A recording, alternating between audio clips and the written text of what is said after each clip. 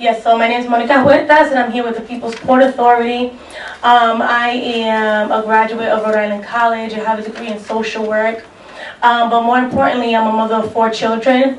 And I can tell you that me and my husband have well-paying jobs. My husband is a union carpenter with Local 330. And I can tell you that I've never been able to pay any utility bill, whether it's electricity or gas, completely in full. I always have to be like, okay, let me give $200 to electricity and let me give $200 to the gas, because it's just too high. Right now, I live in an old house. We have one of the oldest housing stocks in the country. And the house is really old, and we've done some of the weatherization programs, but it's still not enough. I would also like to say that I'm here to speak on behalf of my mother. She worked all her life as a certified nursing assistant, and working with the most vulnerable populations of elderly people. And she could never afford to pay rent or utilities. And many times we were faced with either paying the rent or paying the utility. And I remember one time she said, let's go back into the shelter because I'm able to pay the rent, but then we don't have any electricity and we don't have any hot water.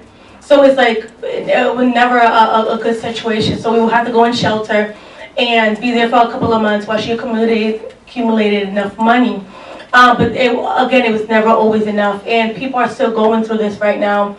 In my capacity as a social worker for a foster care agency, I no longer work there, but I still keep in communication with some of the foster parents, and some of the foster parents have even said to me, I'm going to have to give a couple of my kids up because I just can't afford it anymore. They get paid for the state, but they can't afford it anymore because bread, milk, eggs, the basic necessities, the gas, and now the increase in heat and the constant increase, because we're talking about right now is the 42%, but last year it was another percent and another percent. It's always keep going. It has always gone up, and so I want to consider the repercussion, not just us immediately, but everywhere, even in the foster care system.